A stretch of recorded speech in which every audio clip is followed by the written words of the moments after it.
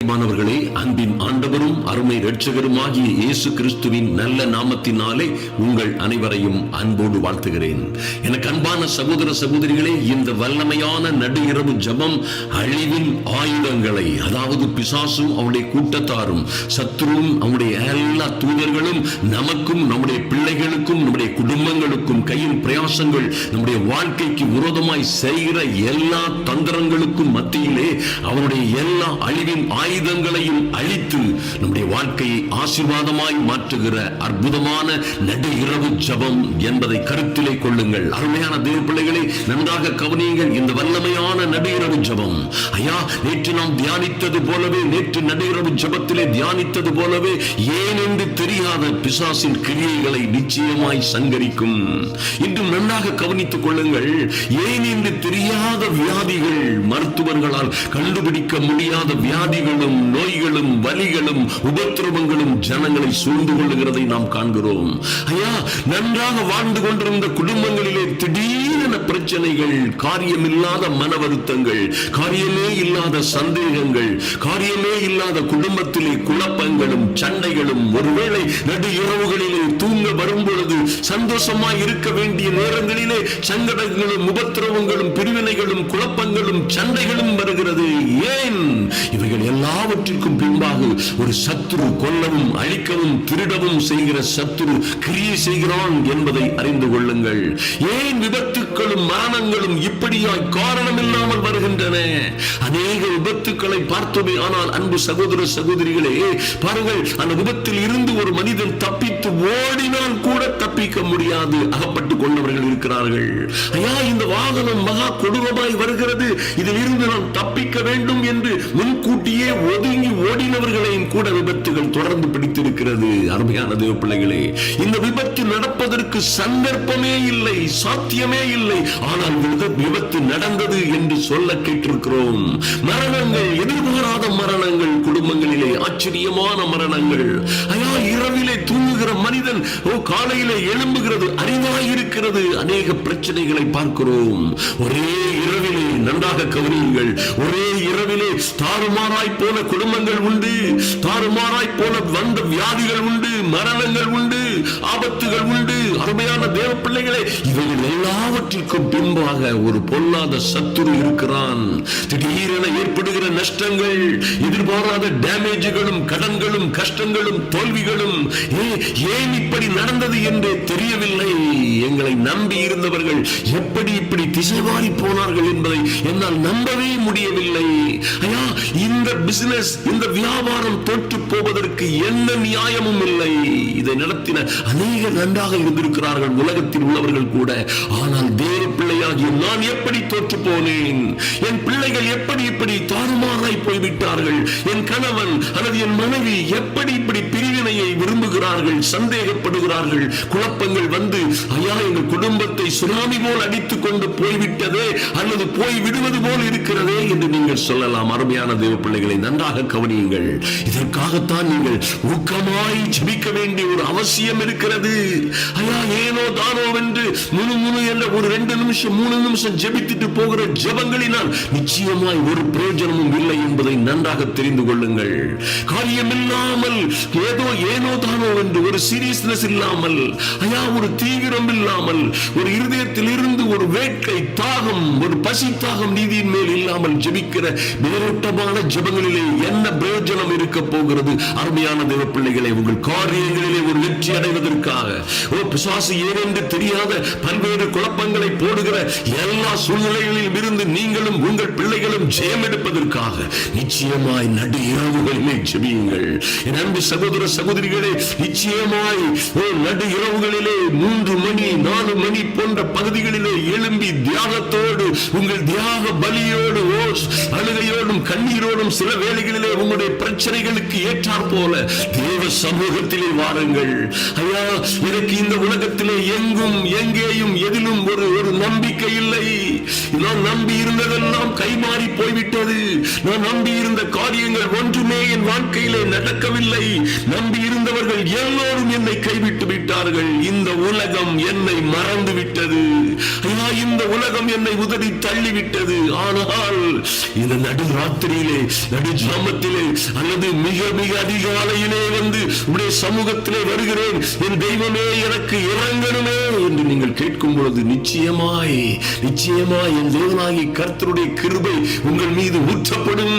நீங்கள் பரலோக ராஜ்யத்தை பலவந்தம் பண்ணுகிறவர்களாய், அதன் மூலமாய் அந்த கிருபையிலே, அந்த வல்லமையிலே, அந்த அபிஷேகத்திலே கர்த்தரை கொடுக்கிற அருமையான ஆசீர்வாதங்களுக்குள்ளே நீங்கள் என்ட்ராகிறவர்களாய் நீங்கள் மாறிவிடுவீர்கள். அருமையான தேவ பிள்ளைகளே, நிச்சயமாய் கர்த்தரை சொல்லுகிறார். பரலோக ராஜ்யம் யோவான் ஸ்நானகன் காலம் முதற்கொண்டு பலவந்தம் பண்ணப்படுகிறது. யாவரும் அதிலே பலவந்தமாய் நுழைகிறார்கள். யோவான் ஸ்நானகன் காலம் முதற்கொண்டு யாவரும் அதிலே பலவந்தமாய் நுழைகிறார்கள். பலவந்தம் பண்ணுகிறவர்கள் அதை பிடித்துக் கொள்ளுகிறார்கள் என்று எழுதப்பட்டிருக்கிறது. அருமையான தேவ பிள்ளைகளே, அது என்னையா பலவந்தம்?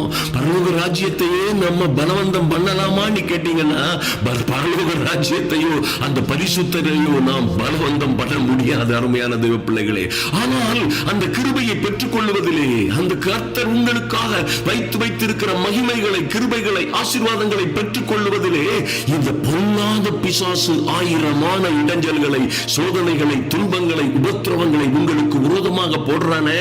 உங்களுக்கு கிடைக்க வேண்டிய நன்மைகள், வர வேண்டிய நல்ல ஈவுகள், ஐயா, வர வேண்டிய நல்ல செய்திகள், வர வேண்டிய நல்ல ப்ராஜெக்டுகள், வேலைகள், நடக்க வேண்டிய நல்ல திருமணங்கள், உங்களுக்கு நடக்க வேண்டிய ஒரு வெற்றி, அல்லது உங்களுக்கு வர வேண்டிய வெற்றி வாய்ப்பு, வெற்றி திருப்புமுறை, ஒரு நல்ல பிரேக் த்ரூ, இதற்கு விரோதமாய் பிசாசு ஆயிரமான அரண்களை கட்டி வைத்து விடுகிறான். அருமையான தேவ பிள்ளைகளே, இவைகளை எல்லாம் நீங்கள் ஒரு பலவந்தமாய் ஜெயம் கொள்ளுகிறீர்கள்.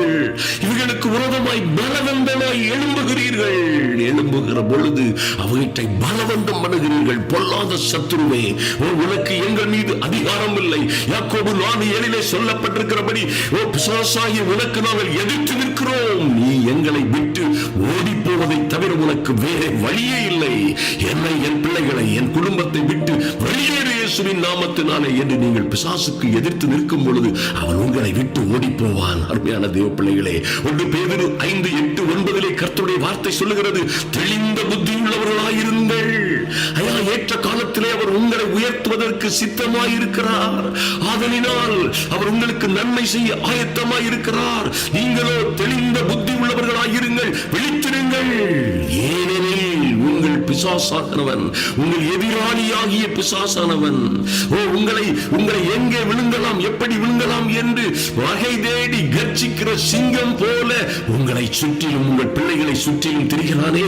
இந்த உங்கள் எதிராளியாகிய பிசாசானவரை நீங்கள் சங்கரிப்பதற்கு எடுத்துக்கொள்ள வேண்டிய நேரம், அவனை நீங்கள் நிர்மூலமாக்குவதற்கு, அவனுடைய அந்தகார கிரியைகளை நீங்கள் ஜெயம் கொள்வதற்கு எடுத்துக்கொள்ள வேண்டிய நேரம் ஒருவேளை நடுஇரவு. அற்புதமான நேரம் என்றால் ஆச்சரியமே இல்லை. நிச்சயமாய் அருமையான தேவ பிள்ளைகளே, நீங்கள் நிச்சயமாய் அப்படியாய் விசுவாசத்திலே உறுதியாய் இருந்து, வசனம் 9 சொல்லுகிறது போல விசுவாசத்திலே உறுதியாய் இருந்து அவனுக்கு எதிர்த்து நில்லுங்கள் என்று கர்த்தரை சொன்ன வார்த்தையை கடைபிடியுங்கள். எந்த நடிச்சாம ஜபம் பிசாசின் கிரியைகளை, அழிவின் ஆயுதங்களை சங்கரித்து அவைகளை உங்களுக்கு ஆசீர்வாதமாய் மாற்றும் என்பதிலே மாற்றமே இல்லை. லூக்கா 10:18-19 சாத்தான் வானத்தில் இருந்து மின்னலை போல விழுகிறதை காண்கிறேன்.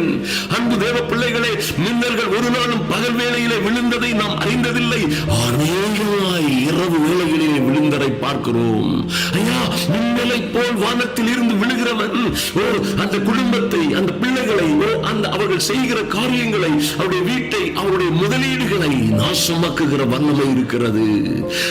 ஆனாலும் இதோ சர்ப்பங்களையும் தேள்களையும் மிதிக்கவும் சத்துருவின் சகல வல்லமைகளையும் மேற்கொள்ளவும் உங்களுக்கு அதிகாரம் கொடுத்திருக்கிறாரே.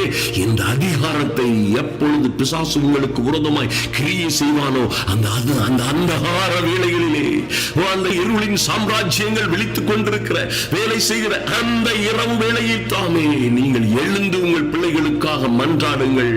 உங்கள் பிள்ளைகளுக்காக என்ன செய்யுங்க? திறப்பிலே நின்னுங்கள். அருமையான தேவ பிள்ளைகளே, உங்கள் பிள்ளைகளுக்காக நிச்சயமாய் நீங்கள் ஜெபிக்கிற ஜெபங்கள் பரலோகத்தில் இருந்து உங்களுக்கு உத்தரவை கொண்டு வரும். நீங்கள் சர்ப்பங்களையும் தேள்களையும் மிதிப்பீர்கள், சத்துருவின் சகல வல்லமைகளையும் மேற்கொள்ளுகிற அதிகாரம் அதிகாரம் உங்களுக்கு கொடுக்கப்பட்டிருக்கிறது. இவைகள் எல்லாவற்றையும் நீங்க எக்ஸிக்யூட் பண்ற இடம் நடு ஜாமம். மைட்டி காட், ஹல்லேலூயா. மார்க் 16:17 சொல்லப்பட்டபடியே என் அன்பு சகோதர சகோதரிகளே, எந்த இரவாய் இருந்தாலும் சரி, எந்த அமாவாசை இரவாய் இருந்தாலும் சரி, எத்தனை கொடுமையான அந்தகார வேளையாய் இருந்தாலும் சரி, பொல்லாத பிசாசுகளை இயேசு கிறிஸ்துவின் நாமத்தினாலே நீங்கள் துரத்துகிறவர்களாய், துரத்துவதற்கு அதிகாரம் பெற்றவர்களாய் இருக்கிறீர்கள். நன்றாக ஜெபியுங்கள். இந்த உலகத்திலே உங்களுக்கு விரோதமாய் எந்த சக்தியும் உருவாக்கப்படுகிற எந்த ஆயுதமும் வாய்க்காதே போகும். நீங்கள் அக்கினியிலே அக்கினி என்னுடைய நடந்தாலும் அக்கினி ஜுவாலை உங்கள் மீது பற்றாது. நீங்கள் ஆறுகளை கடக்கும் பொழுதும், அது எந்த அந்தகார வேளையாக இருந்தாலும் சரி, நீங்கள் ஆறுகளை கடக்கும் பொழுதும் கர்த்தரே உங்களோடு இருப்பார். தண்ணீர்கள் உங்கள் மீது, ஆறுகள் உங்கள் மீது புரளுவதில்லை. நிச்சயமாய் நீங்கள் ஜெயம் கொள்ள பிறந்தவர்கள். இப்படியாய் ஜெபித்து லார்ட் நன்றி செலுத்துகிறோம் சுவாமி. மகிமையான காரியங்களை நாடு எங்களோடு பகிர்ந்து கொண்டதற்காக நன்றி செலுத்துகிறோம் சுவாமி. ஐயா, எங்கள் கரங்களை, எங்கள் விரல்களை போருக்கும் கால்களை யுத்தத்திற்கும் பழக்குவிக்கிறவராகிய எங்கள் சர்வ வல்லமை உள்ள தேவன், உடைய பிள்ளைகளோடு பேசிய நல்ல வார்த்தைகளுக்காக நன்றி செலுத்துகிறோம் சுவாமி. ஆச்சரியமாய், அதிசயமாய் ஐயா, திடீரென வருகிற கொடுமைகள், துன்பங்கள், உபத்திரவங்கள், வியாதிகள், சோதனைகள், நஷ்டங்கள், கடன்கள், கண்ணீரின் கதைகளுக்கெல்லாம் ஒரு முடிவு உண்டாகும்படியாய் இந்த நடு ஜாமத்திலே, ஐயா, இந்த நடு ஜாமத்திலே உம்முடைய சமூகத்திலே வருகிறோம் சுவாமி. நானும் உங்களுடைய சகோதர சகோதரிகளுமாய் உம்முடைய சமூகத்திலே வருகிறோம். ஐயா, உம்முடைய கிருபாசன தண்டையிலே வருகிறோம் சுவாமி.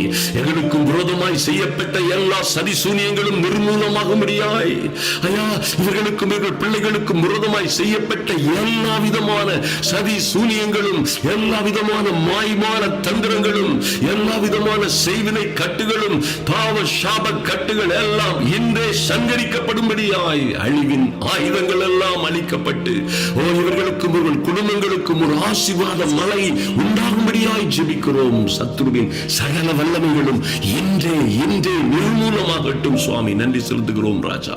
ஏனென்று தெரியாத பொல்லாத வியாதிகள், குடும்ப பிரச்சனைகள், மரணங்கள், விபத்துகள், நஷ்டங்கள், கடன்கள், எதிர்பாராத தோல்விகள், ஐயா, பிள்ளைகளும் குடும்ப உறுப்பினர்களுமாய் வந்த பல்வேறு சங்கடங்களிலும் இருந்து எதிர்பாராத மாற்றங்கள், ஐயா, ஆபத்தும் கொடுமையுமான மாற்றங்களில் இருந்து ஒரு நல்ல விடுதலை உண்டாகும்படியாய், சாபங்கள் எல்லாம் ஆசீர்வாதமாய் மாறும்படியாய், ஆமென் ஆண்டவரே. மரணங்கள் எல்லாம் ஜீவனுள்ள நல்ல ஜீவனுள்ள வாழ்க்கையாய் மாறும்படியாய், மரண கட்டுகள் எல்லாம் உடைக்கப்படும்படியாய் இயேசு கிறிஸ்துவின் நாமத்தினாலே ஜெபிக்கிறோம். எங்கள் நல்ல பிதாவே, உம்மை நன்றியோடு நோக்கி பார்க்கிறோம் சுவாமி. இப்பொழுதும் ஐயா, இந்த பிள்ளைகளுக்காக இவர்கள் ஜெபிக்கிறார்களோ, அவருடைய வேலைகள், அவருடைய அப்பா வேலை செய்கிற இடங்களிலே, வேலை வர வேண்டிய காரியங்களிலே, விசா வர வேண்டிய காரியங்கள், வெளிநாட்டு பிரயாணங்களிலே அல்லது கொடுத்த பணங்களிலே இருக்கிற ஏமாற்றுகளும் எத்துக்களும், இவர்களுக்கு வர வேண்டிய நல்ல சொத்து சுகங்களுக்கு விரோதமாய் பொல்லாத சத்துரு கொண்டு வருகிற எல்லா அந்தகார நடு ஜாமங்களிலே ஏற்படுகிற எல்லா சதி சூனியங்களும் இதோடு நிர்மூலமாகும்படியாய் பிள்ளைகள் வாழ்ந்து வளர்ந்து சிறந்திருக்கும்படியாய் ஜெபிக்கிறோம் இயேசுவின் நாமத்தினாலே. ஐயா, நன்றி செலுத்துகிறோம். இவர்களுக்காகவும் இவர்கள் பிள்ளைகளுக்காகவும் என் தேவனாகிய கர்த்தர், நீங்க உங்க சமாதானத்தையே வைத்து போகிறேன் என்று சொன்னீங்களே சுவாமி. அந்த அற்புதமான சமாதானம் இவர்களையும் இவர்கள் பிள்ளைகளையும் சூழ்ந்து கொள்ளும்படியாய் ஜெபிக்கிறோம். நன்றி செலுத்துகிறோம் ராஜா. இவர்களும் இவர்கள் பிள்ளைகளுமாய் வாழ்ந்து வளர்ந்து சிறந்திருக்கும்படியாய், எல்லாவற்றிலும் வாழ்ந்து, பிரியமானவரே, நீ எல்லாவற்றிலும் வாழ்ந்து உன் ஆத்துமா வாழ்கிறது போலவே நீ எல்லாவற்றிலும் வாழ்ந்து சுகமாய் இருக்கும்படியாய் வேண்டிக் கொள்ளுகிறேன் என்று சொன்னது போலவே அப்பா, இவர்கள் நிம்மதியாய் சந்தோஷமாய் சமாதானமாய் வாழ்வதற்காய் இந்த நடுச்சாமத்திலே உடைய சமூகத்திலே வந்திருக்கிறோம். கர்த்தர் பெரிய காரியங்களை, அற்புதமும் அதிசயமான காரியங்களை உங்களுடைய பிள்ளைகளுடைய வாழ்க்கையிலே செய்யும்படியாய் ஜெபிக்கிறோம் சுவாமி. நன்றி செலுத்துகிறோம். எங்களை முழுமையாய் தாழ்த்துகிறோம். கர்த்தர் பெரிய காரியங்களை செய்யும்படியாய் அன்பரும் ஆத்தும இரட்சகருமாகிய எங்கள் இயேசு கிறிஸ்துவின் நல்ல நாமத்தினாலே ஜெபிக்கிறோம் எங்கள் மகிமையின் நல்ல பிதாவே. ஆமென், ஆமென், ஆமென். ஆமென். என் அன்பு சகோதர சகோதரிகளே, நிச்சயமாய் இந்த நடு ஜாமங்களிலே, ஒருவேளை நடு ஜாமத்திலோ அல்லது 3 மணி 4 மணி என்ற அந்தகார அதிகாலை வேளையிலே எழும்பி ஜெபிக்க தயாராகுங்கள். கர்த்தர் உங்களுக்காக பராக்கிரமசாலியை போல் எழும்பி யுத்த வீரனை போல் வைராக்கியம் மூண்டு முழங்கி கர்ஜித்து உங்களுக்கு விரோதமான சத்துருக்களை மேற்கொள்ளுகிற அற்புதமான நேரம் அது. நீங்கள் நிச்சயமாய் உங்கள் அழிவின் ஆயுதங்கள் எல்லாம் ஆசீர்வாதமாய் மாறும். மாத்திரமல்ல, ஏனென்று தெரியாத எல்லா பிசாசின் கிரியைகளும் நிச்சயமாய் சங்கரிக்கப்படும். கர்த்தர் அப்படியே செய்து உங்களை ஆசீர்வதிப்பார். நீங்கள் மேன்மை அடைவீர்கள்.